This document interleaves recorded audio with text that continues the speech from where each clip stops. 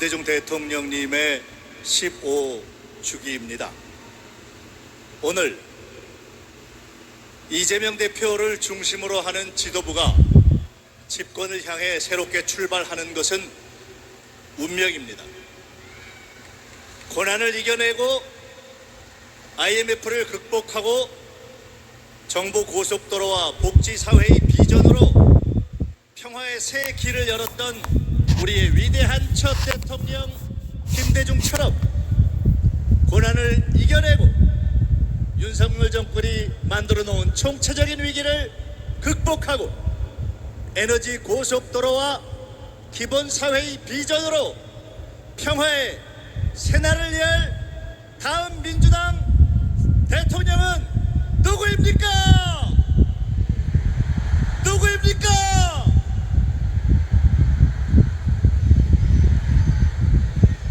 김대중을 지켜냈듯이 이재명을 지켜내자. 김대중이 이뤄냈듯이 이재명이 이뤄내자.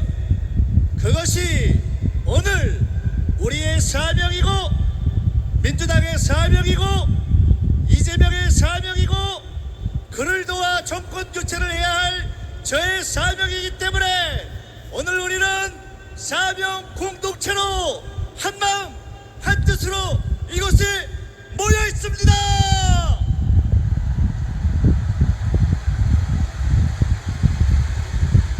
전당대회가 끝나는 날 저는 동지 여러분께 주류 정신에 대해 말씀드리고자 합니다. 김대중 대통령으로부터 주류 정신을 배웠습니다. 내가 당대표와 가깝건 아니건 당권파에 속했건 아니건 항상 당의 주인된 입장에서 판단하고 행동해야 한다. 그래서 저는 어떤 경우건 계파에는 속하지 않았지만 주류라는 입장에서 판단하려고 노력했습니다. 민주당은 이제 당원 주권 시대에 접어들었고 낡은 계파 정체는 소멸되었습니다. 이제 이 당의 주류가 누구입니까? 어느 지역, 어느 국회의원의 지역위원회에 속해 있던 간에 내 손으로 국회의장을 뽑고 원내대표를 뽑고 당대표를 뽑고 최고위원을 뽑고 당의 미래를 결정하는 우리 당원 여러분이 이 당의 진정한 주류 맞습니까? 주류 정신은 책임감입니다. 단결이고 분란을 막는 것이고 치열하게 학습하는 것입니다. 여러분은 선거 때 많은 명함을 돌려보셨을 겁니다. 저는 제 선거 때 명함을 돌린 분들께 항상 이렇게 이야기합니다. 내가 보이게 이름을 보이는 방향으로 하지 말고 상대가 보일 때 이름이 보이는 방향으로 명함을 드려야 한다. 정치와 선거는 극진한 정성의 역지사지라고 생각합니다. 때로 우리는 과거에 김대중을 돕는 김대중을 홍보하는 빨갱이라고 비판받았지만 움츠러들지 않았습니다. 우리는 앞으로도 민주당을 알리고 이재명을 팔고 민주당을 설득하고 이재명을 알리는 거대한 홍보부대, 세일즈 부대가 될 것입니다. 맞습니까? 당원 주권 시대의 첫 지도부는 단순한 연임 지도부가 아니라 당원 주권 시대의 첫 지도부가 될 것입니다. 저는 모두가 주류가 되는 민주당을 꿈꿉니다. 실력주의 동심원 체제라고 저는 그것을 부릅니다. 올림픽의 야구팀 같은 당, 모두가 당과 대표를 중심으로 자기 실력과 개성을 갖고 뛰고 대선에 헌신하고 집권하고 일할 수 있는 그런 당, 국회의원이건 지역위원장이건 당원이건 모두가 뛸 수 있는 그런 당을 만들기 위해 이재명 대표도 최선을 다할 것이고 저도 그렇게 건의할 것이고 우리 모두 그러한 당을 만들어낼 것입니다. 함께 험한 고비를 넘읍시다. 윤석열의 폭군 정치를 무너뜨리고 싶으십니까? 계엄을 꿈꾸는 제2차지천의 업무 물거품처럼 박살 내시겠습니까? 불가역적인 친일 회기를 하려는 제아 친일 착고라들의 꿈을 무너뜨리시겠습니까?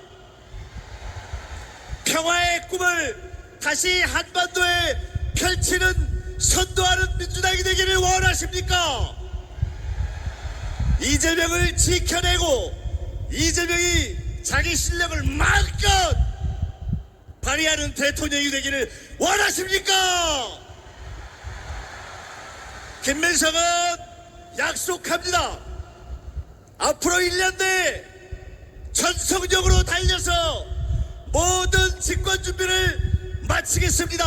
민주당의 총참모장 반드시 이재명과 여러분을 집권의 길로 안내하겠습니다. 감사합니다.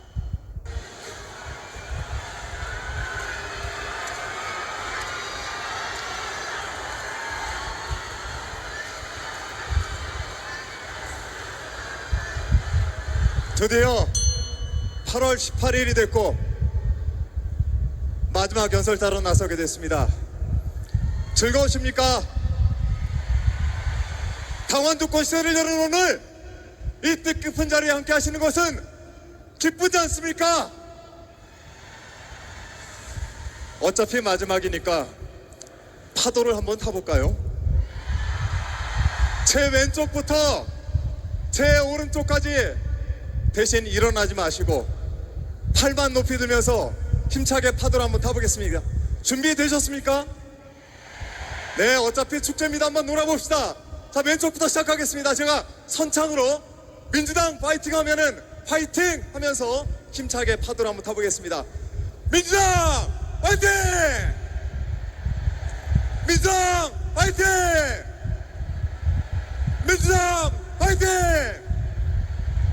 강원 주권시대 파이팅! 네, 이것이 우리 민주당 당원들의 힘입니다. 진심으로 고맙습니다. 제주에서 이곳 서울까지 오면서 많은 것을 배웠습니다. 우리 청년들의 목소리를 들었고 대구 경북에서 정말 푼푼히 모아서 당원 활동을 하고 계시는 우리 당원 동지들을 만났습니다. 그리고 우리 고모님들의 쓴소리도 함께 들었습니다. 이것을 모아 저 한준호 비록 정치 4년 됐지만 이제 조금씩 성장을 하는 것 같습니다. 오늘 김대중 대통령님 서거 15주년을 맞았습니다. 제가 MBC 노동조합에서 언론 장악에 맞서 싸우던 그날 제게 노동조합을 들어가라고 했던 선배들 이야기를 들으면서 두려움에 떨었습니다. 인생이 파탄 날까 두려웠습니다. 사흘 뒤 8월 21일이면 저와 함께 싸웠던 동지 이용마 기자의 5주기입니다. 저희들은 두려웠습니다. 하지만 용기를 냈습니다. 돌아가신 김대중 대통령께서는 두려워서 나서는 것이 아니라 두렵지만 나서야 하기 때문에 나서야 된다. 그것이 진정한 용기라고 했습니다. 저 한준호 절대 돌아서지 않고 용기를 내서 나설 때 절대 피하지 않겠습니다.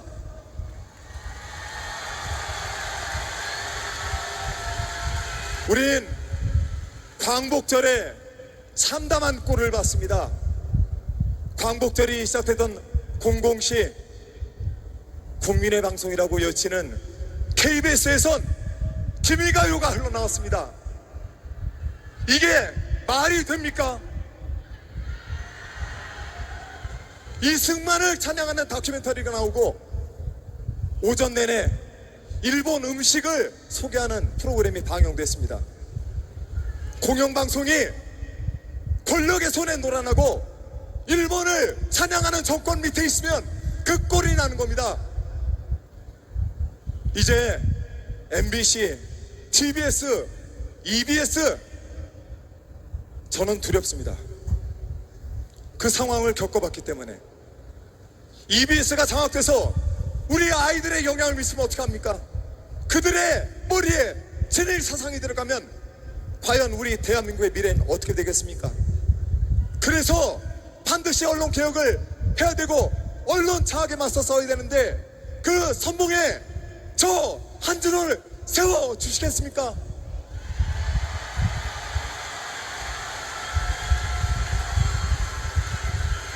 저는 어제 서울시당 당원대회에서 그동안 하고 싶었던 마음의 이야기를 여러분께 드렸습니다.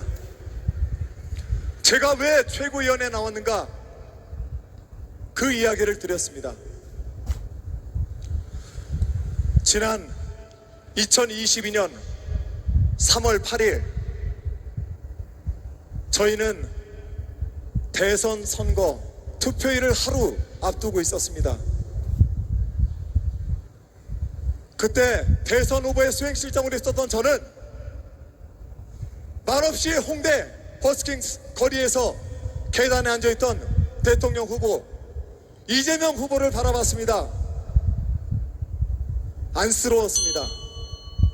변방에 있던 그가 대통령 후보가 돼서 매일 그의 삶이 결정되는데 저는 그 모습이 안쓰러웠습니다. 그리고 다음날 저희의 패배가 결정됐을 때 저는 다시는 지지고 싶지 않았고 제 수행실장의 임무가 아직 끝나지 않았으면 저는 깨달았습니다. 여러분, 저 한준호에게 대선 승리를 통해 수행실장의 임무가 마무리될 수 있도록 힘을 실어주시겠습니까? 언론 개혁을 해내고 언론 장악을 맞서 그 임무를 해냄으로 인해 4기 민정군을 여는데 이재명 대통령을 만드는 그 문을 활짝 열어 제낄 수 있도록 도와주십시오. 여러분의 선봉장이 되겠습니다. 기호 7번 한준호였습니다. 더불어민주당